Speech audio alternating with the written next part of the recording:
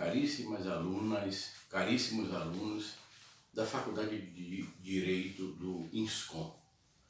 Mais uma vez reunidos em sala virtual, vamos completar a nossa viagem em torno das constituições brasileiras, haja vista que, neste momento, vamos analisar as circunstâncias da produção da Constituição Brasileira de 5 de outubro de 1988.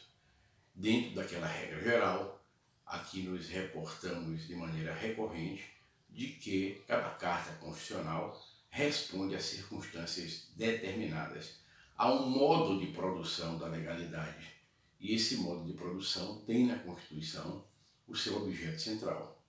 Ora, quais são as circunstâncias determinantes da Constituição Brasileira de 5 de outubro de 1988?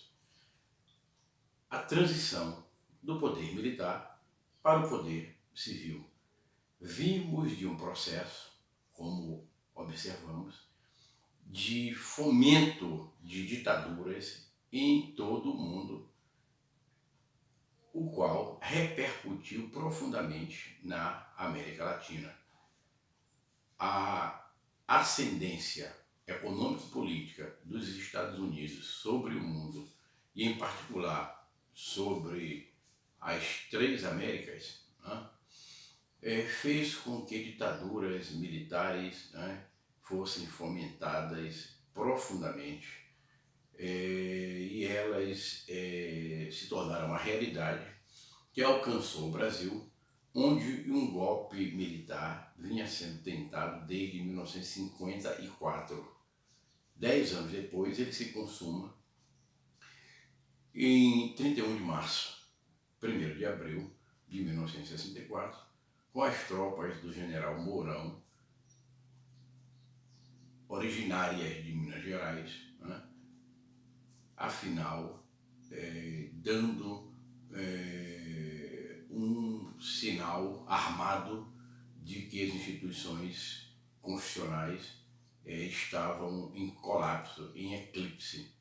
O presidente João Goulart vai para o Rio Grande do Sul e depois caminha para o exílio, ao sul também, porque ele vai transitar entre Uruguai e Argentina e no Cone Sul ficar radicado até a sua morte. E o que acontece é que o Congresso recepciona numa eleição restrita, fechada, o Marechal Humberto de Alencar Castelo Branco, referendando o que era objeto de uma assunção política resultante de um golpe de Estado. Ele, então, de forma indireta, ungido presidente da República, e a ditadura militar, afinal, vai perdurar durante 21 anos. Foram generais presidentes, marechais presidentes, Humberto de Alencar Castelo Branco, Arthur da Costa e Silva, Emílio Garrastazu Médici, Ernesto Geisel e João Batista de Oliveira Figueiredo. Entre Costa e Silva e Garrastazu Médici, uma junta militar, por 113 dias, governou o Brasil. Foi um dos episódios mais melancólicos da história político-constitucional brasileira, porque do adoecimento de Costa e Silva resulta um golpe dentro do golpe, desde que ele tinha um vice, que era Pedro Aleixo, jurista, intelectual, homem de fina estirpe liberal, que foi tornado prisioneiro em sua própria casa para que não se deslocasse até o Palácio do Planalto, e ali fosse empossado presidente civil e constitucional do Brasil. O que acontece é que se embarga a posse de Pedro Aleixo, impedindo-o de assumir a presidência da República, e essa junta militar prepara a assunção de Emílio Garrastazu Médici. O militarismo se confirma com um golpe dentro do golpe. A justiça histórica foi feita a Pedro Aleixo, uma lei federal o tornou presidente do Brasil. Ele está estampado na galeria dos presidentes da República. É uma reparação histórica devida a um homem absolutamente de bem que participou de uma célebre reunião na antevéspera do ato institucional número 5. E o que disse ali Pedro Aleixo honra o espírito jurídico,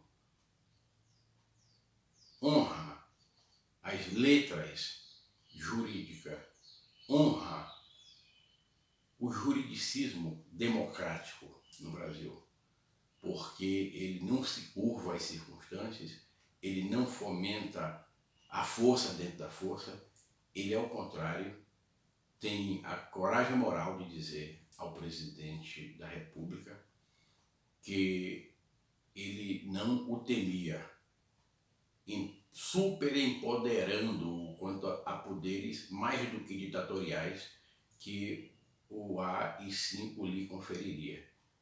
Ele temia, isto sim, o guarda da esquina, porque dentro desse mesmo espírito, o autoritarismo mais totalitário se tornaria a regra ordinária de vida na sociedade brasileira, ferindo de morte o espírito liberal, ferindo de morte o espírito democrático.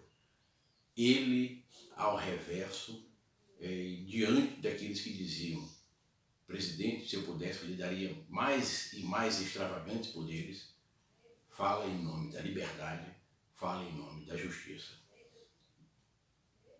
Tangenciou, portanto, o espírito dessa reunião, em que houve quem dissesse: as favas, os pruridos de consciência.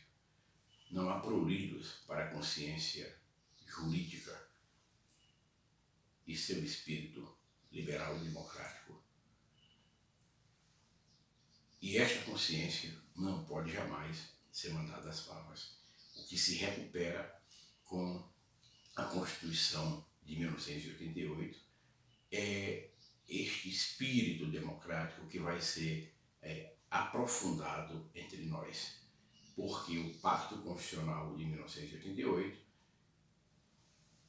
personificando essa transição do poder militar para o poder civil, vai, de maneira cabal, vincular a lei das leis, a lei maior, ao advento de um Estado democrático de direito. Onde havia ditadura, se quer democracia. Onde havia pronunciamento militar, se quer corte constitucional. Onde havia autoridade despótica, se quer limite democrático.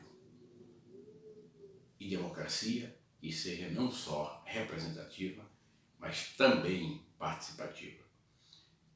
O presidente José Sarney instituirá, por meio de decreto, a Comissão de Estudos Constitucionais, conhecida como Comissão Afonso Arinos, desde que foi presidida pelo saudoso jurista Afonso Arinos de Meire Franco, mestre do nosso direito público, historiador, escritor, sociólogo de fina estirpe. Ele preside a Comissão de Estudos Constitucionais, que apresenta um anteprojeto. Esse anteprojeto é, afinal, um norte, um referencial. Outros projetos à margem da comissão vieram à superfície, como o de Pinto Ferreira, como o de José Afonso da Silva, né? e Fábio Conder Comparato e outros mais. Mas esse projeto da Comissão Afonso Arinos, formada por 50 membros, é parte desse processo constituinte.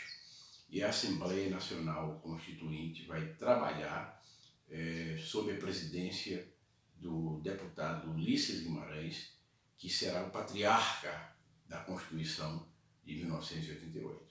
O seu relator foi o deputado Bernardo Cabral, e a Constituinte funcionará num super esforço em busca do estabelecimento de uma arquitetura jurídico-política compatível com as aspirações democráticas da sociedade, que sucumbira há 21 anos de um longo consulado militar, um longo consulado ditatorial.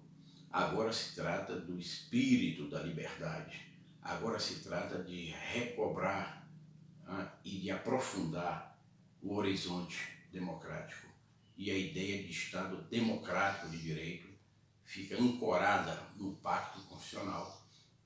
Temos uma Constituição daí resultante, promulgada em 5 de outubro de 1988, num momento histórico em que o presidente da Constituinte, ao promulgá-la, declara que ele mesmo era portador de ódio e nojo à ditadura. É um arrobo, mas um arrobo visceral, que remete para uma ideia profunda que nós não podemos perder de vista: o compromisso com a democracia. Há males na democracia? De certo. Como é que se corrige os males da democracia? Com mais democracia, democratizando a democracia. O Winston Churchill dizia que a democracia é o pior dos governos, exceto todos os outros. Significa dizer, é um valor magno, um valor central, um valor que deve ser posto à mesa em perspectiva universal. De tal sorte que este elo, que é a Constituição de 5 de outubro de 1988, estabelece com os valores democráticos. É uma Constituição que, posta em perspectiva geral, tem seu espírito estampado no artigo 5º, em especial. E esta Constituição é uma Constituição que, de maneira inelutável, compromete o Estado com políticas sociais, compromete o Estado com perspectivas emancipatórias, compromete o Estado com a formulação de políticas públicas, fazendo com que disto resulte uma agenda que sinalize para a conquista de direitos que devem ser objeto de uma contraprestação estatal. O que se deseja com a Constituição de 5 de outubro de 1988 é estabelecer um elo com os valores democráticos que já são formulados em uma perspectiva clarividente. Que perspectiva é essa? A democracia não é só uma forma jurídico-política. A democracia tem que ser também e necessariamente uma substância social e econômica. E essa substância social da Constituição resulta da sua necessária efetivação. A Constituição não pode ser apenas um simbolismo, tem que ser uma efetivação, porque então, mais do que apenas forma, ela se torna conteúdo e substância socialmente vivenciada, socialmente compartilhada. A verdade da Constituição é a vida ordinária de cada cidadão, em torno dos direitos sociais que ela, em nome da inviolabilidade do direito à vida, afinal, estampa. Por isso que o preâmbulo da Constituição de 1988, como pórtico do templo, esclarece qual o horizonte para o qual ela sinaliza que cenário é aquele em que ela se movimenta, com que perspectiva de direitos ela trabalha, porque a Constituição é um pacto ético-jurídico, portanto, tem uma dimensão valorativa, norteadora de tudo, e esta dimensão caminha para que horizonte entre nós? Para o horizonte social, para o horizonte solidário, para o horizonte fraternal. Eis a alma, eis o espírito, eis a inspiração da Constituição de 5 de outubro de 1988. Eis o preâmbulo. Nós, representantes do povo brasileiro, reunidos em Assembleia Nacional Constituinte para instituir um Estado democrático destinado a assegurar o exercício dos direitos sociais individuais, a liberdade, a segurança, o bem-estar, o desenvolvimento, a igualdade e a justiça, como valores supremos de uma sociedade fraterna, pluralista e sem preconceitos, fundada na harmonia social e comprometida na ordem interna e internacional com a solução pacífica das controvérsias. Promulgamos, sob a proteção de Deus, a seguinte Constituição da República Federativa do Brasil. Ora, sob a proteção de Deus, em homenagem à religiosidade da gente brasileira. Sob a proteção de Deus, porque, ainda que laico, o Estado reflete uma ambiência social. E essa ambiência social é marcada pela fé. Diante disso, eis a proteção de Deus. Mesmo porque, como nós já observamos nos nossos encontros, os grandes documentos jurídicos formadores da modernidade, advindos da Revolução Gloriosa de 1688, da Revolução da Independência dos Estados Unidos e da Revolução Francesa, todos remetem para um fundamento de validade, que é a esfera do sagrado, que é o divino, que é, em última instância, Deus. E aqui nós temos, afinal, determinado que a Assembleia Nacional Constituinte está reunida para instituir um Estado democrático e que o destino desse Estado democrático deve ser assegurar o exercício, ou seja, mais do que a promulgação discursiva, o exercício vital dos direitos sociais individuais. Segundo que valores? A liberdade, a segurança, o bem-estar, o desenvolvimento, a igualdade e a justiça, que são nominados de que maneira? Valores supremos de uma sociedade fraterna, pluralista e sem preconceitos. Portanto, sociedade fraterna, pluralista e sem preconceitos. À margem de preconceitos, porque ela não quer preconceber e trabalhar com estigmas, mas quer abrir à luz dos espíritos o sol de um sentimento fraternal, né? De sorte que o pluralismo aqui significa a convivência das diferenças ideológicas e políticas, né? Dentro de um compromisso de todos com o espírito de tolerância e com os valores democráticos, e a fraternidade como valor dos valores, porque nós já dissemos e aqui repetimos que das 3 bandeiras da Revolução Francesa, igualdade, liberdade e fraternidade, a mais fragilizada de todas foi a fraternidade.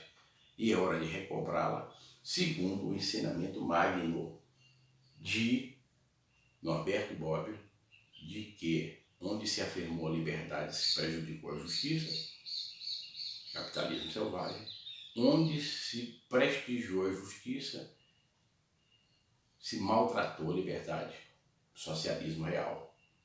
Nenhuma coisa nem outra. O caminho da solidariedade, o caminho da fraternidade como instrumento da realização convergente de liberdade e justiça, de justiça e da liberdade.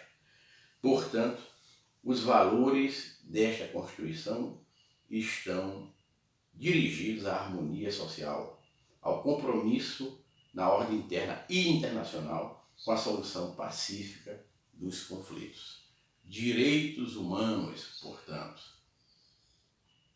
como o norte dos nortes, segundo a expectativa de que todo direito e o direito todo se transformem em escala universal em direito dos direitos humanos, para o que concorre uma Constituição que está em busca de sua efetivação à luz do artigo 5º, que é mais do que parte do seu corpo, é a sua alma.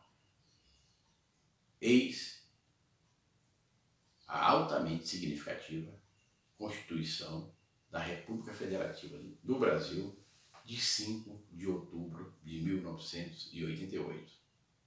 Muitíssimo obrigado.